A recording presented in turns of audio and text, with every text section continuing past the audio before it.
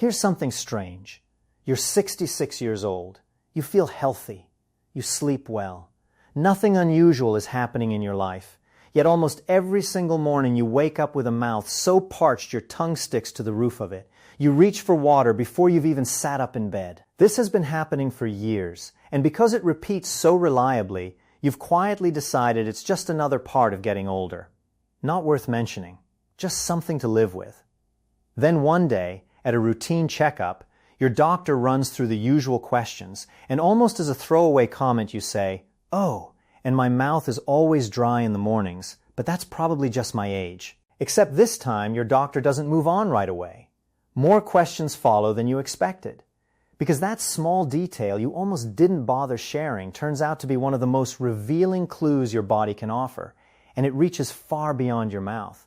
That scene plays out in doctors' offices more often than people assume. Dry mouth gets waved away by patients and sometimes by rushed medical visits as nothing more than background noise.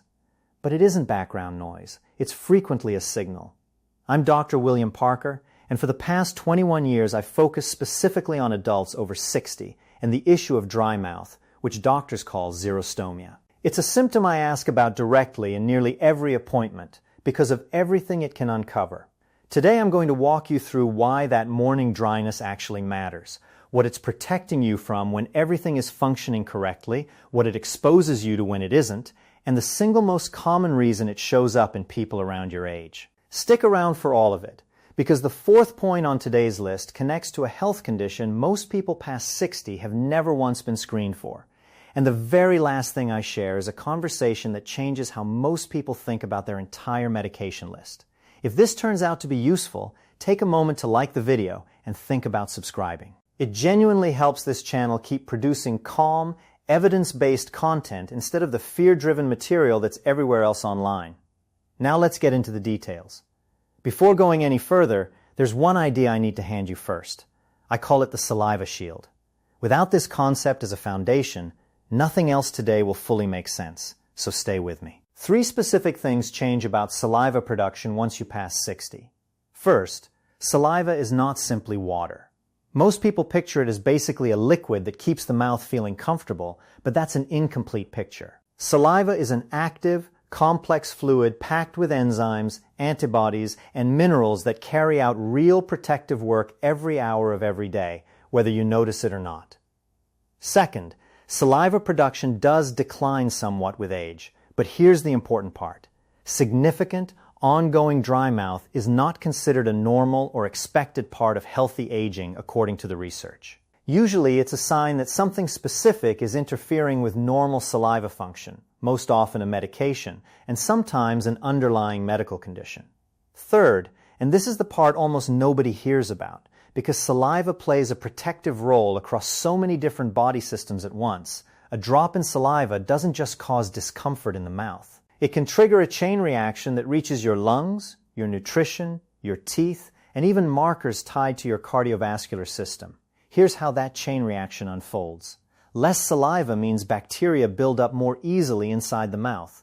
That buildup raises the risk of gum disease and tooth decay. Gum disease then introduces those same bacteria into your bloodstream in small amounts, again and again. And for someone who already carries cardiovascular risk factors, that steady, low-level bacterial exposure becomes one more burden on a system that might already be under pressure. One symptom, dry mouth, 4 separate downstream effects. And it often develops so gradually that nobody notices until one of those effects shows up on its own, seemingly out of nowhere and seemingly unrelated to anything. Keep this saliva shield concept in mind as we move through the rest of today, because every single point ahead connects back to it in some way. Now let's make this personal for a moment. Do you remember a stretch of life when your mouth simply wasn't something you thought about at all? When you could talk for an hour straight, eat a plain cracker, or wake up without needing water immediately? When that dry, sticky feeling in the morning wasn't expected, it barely happened? If you've started keeping a glass of water on your nightstand, or noticed certain foods are harder to swallow than they used to be, or that your sense of taste has shifted somewhat, this video was made with you specifically in mind. Everything up to this point has mattered, but what I'm about to share now is where the real conversation begins. because this is the piece that ties dry mouth to something far larger than most people ever consider. Here's the part almost nobody hears about: the relationship between chronic dry mouth, gum disease, and cardiovascular health. Consider Robert, 71 years old, who had noticeable gum inflammation for years alongside his dry mouth, and separately had been managing elevated markers of cardiovascular inflammation with his cardiologist without anyone ever connecting the two. Most people think of gum disease as a completely separate issue from heart health, something confined entirely to the mouth. Current research suggests that's an incomplete picture. When saliva flow drops and bacteria build up more heavily in the mouth, the risk of gum disease, known clinically as periodontitis, rises measurably. Inflamed, diseased gum tissue gives oral bacteria repeated small opportunities to enter the bloodstream, particularly during eating or brushing. Multiple population studies, including research reviewed by the American Heart Association, have found an association between periodontal disease and increased markers of systemic inflammation, along with a modestly elevated risk of cardiovascular events in some populations.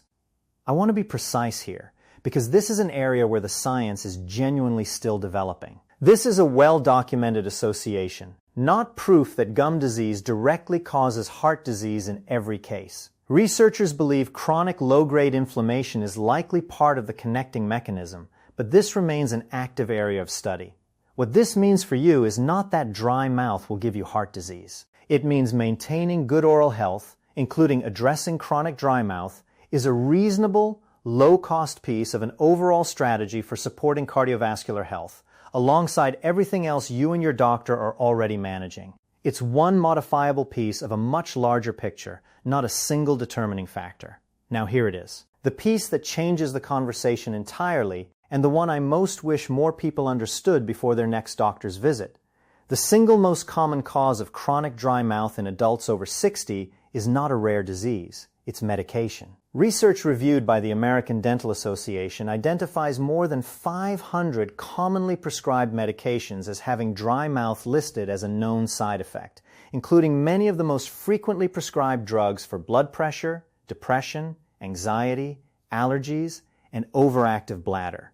And here's why so many people never connect the dots. When you're taking 3, 4, or 5 medications at once, each prescribed by a different specialist for a different reason, nobody is necessarily looking at the combined cumulative effect on your saliva production. Each doctor sees only their piece of the puzzle. Almost nobody is looking at the whole picture, unless you're the one who brings it up. You don't need to stop any medication to address this. Here's what the evidence actually supports instead. Bring your complete current medication list, every prescription, every over-the-counter drug, every supplement, to one appointment, and specifically ask your doctor or pharmacist whether the combination is likely contributing to your dry mouth and whether there are equally effective alternatives with a lower chance of that particular side effect. In many cases, there are. Sometimes it's simply a matter of adjusting timing rather than switching medications entirely, since some drugs cause more dryness when taken right before bed. Beyond medication, a smaller but still meaningful share of dry mouth cases trace back to specific underlying conditions worth knowing about. Sleep apnea, particularly when it involves mouth breathing during sleep, is one of the most common and frequently overlooked causes, since the dryness in that case is really a nighttime breathing pattern showing up as a morning symptom. Uncontrolled or undiagnosed diabetes can cause dry mouth through elevated blood sugar affecting fluid balance. Sjogren's syndrome, an autoimmune condition, specifically targets the glands responsible for producing saliva and tears and is significantly more common in women over 50 than most people realize. And certain kidney conditions, along with electrolyte imbalances, can affect saliva production as part of the body's broader fluid regulation system. The practical action here is this. If your dry mouth is worse, specifically at night, and you also snore or wake up feeling unrested despite getting adequate hours of sleep, mention sleep apnea specifically to your doctor. If it's accompanied by increased thirst, frequent urination, or unexplained fatigue, ask about blood sugar testing. If you also have persistently dry, irritated eyes, mention Sjogren's syndrome by name. Naming the exact pattern you're noticing helps your doctor narrow down the cause far faster than simply saying, "My mouth is dry." Before I give you your 30-day challenge, I want to leave you with something you can bring directly to your next appointment. I call it the Dry Mouth Clarity Checklist, 5 specific questions that get right to what matters most. Question 1. Looking at my full medication list, are any of these known to commonly cause dry mouth, and are there lower risk alternatives available? Question 2. Is my dry mouth worse at specific times, like right after taking a medication, or specifically overnight, and does that pattern suggest a particular cause? Question 3. Should we screen for diabetes, sleep apnea, or Sjogren's syndrome based on my specific symptoms? Question 4.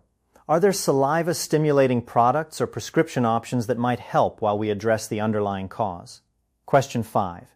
Given how long I've had this, should we also check for any early signs of dental or gum-related complications? Any good physician will welcome these questions without hesitation, and if they brush them off entirely, that tells you something important too.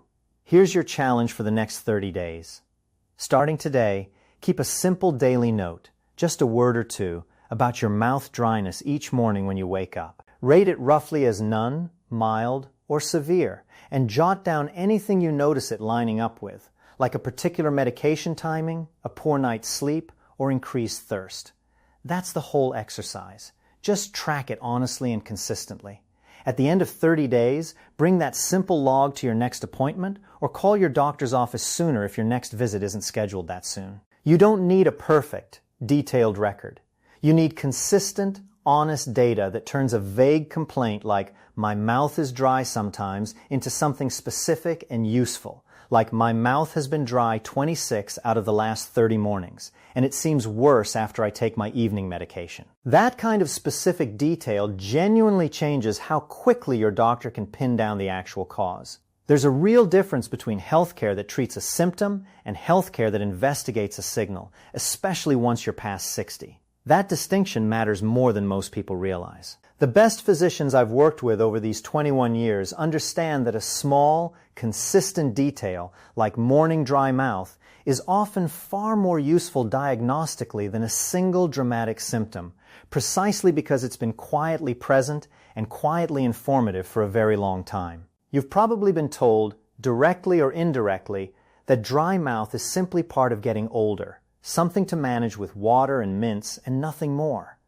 That's not what the science actually shows, and it's not what 21 years of working with real patients has shown me either. You're not imagining this, and you're not being overly sensitive by bringing it up. You have every right to understand exactly why your mouth feels the way it does every morning, and whether there's something worth addressing. Start today. Notice how your mouth feels tomorrow morning. Write it down. That's genuinely all it takes to begin this conversation properly, and it can be the first step toward catching something that touches far more of your health than you might expect. Let's bring this all together, because once you see the full picture, the morning dryness you've been living with for years stops looking like a minor annoyance and starts looking like exactly what it is, a signal worth listening to. Saliva isn't just water sitting in your mouth. It's an active protective system doing 4 jobs at once. Lubricating your mouth for comfortable eating and speaking, kicking off digestion the moment food arrives, buffering acids that would otherwise wear down your enamel, and keeping bacteria in check with its own built-in antimicrobial compounds.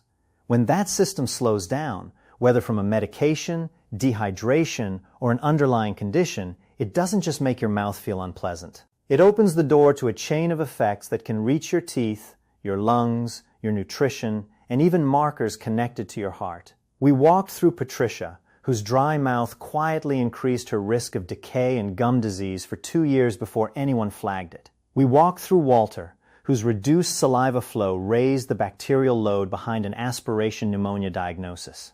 We walked through Ruth, whose dry mouth reshaped her entire diet without her ever consciously deciding to eat differently, pushing her away from protein and fiber. And we walked through Robert, whose gum disease and dry mouth sat alongside cardiovascular inflammation his own doctors hadn't linked together.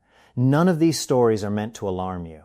They're meant to show you a pattern that shows up again and again in real patients, and a pattern that is almost always addressable once it's actually identified. And that brings us to the most important fact of the entire video.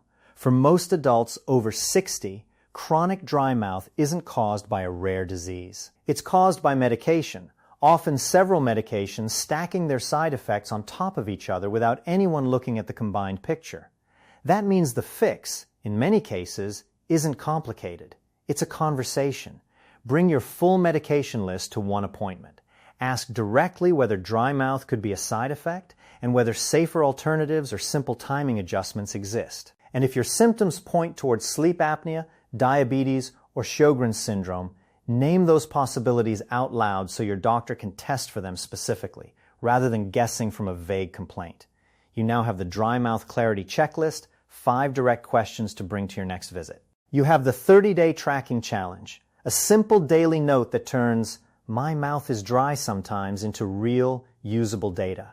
And you have the Saliva Shield concept to keep in mind going forward, a reminder that this one small daily detail is connected to protection across your teeth, your lungs, your nutrition, and your cardiovascular health all at once. None of this requires you to panic, and none of it requires you to overhaul your life overnight.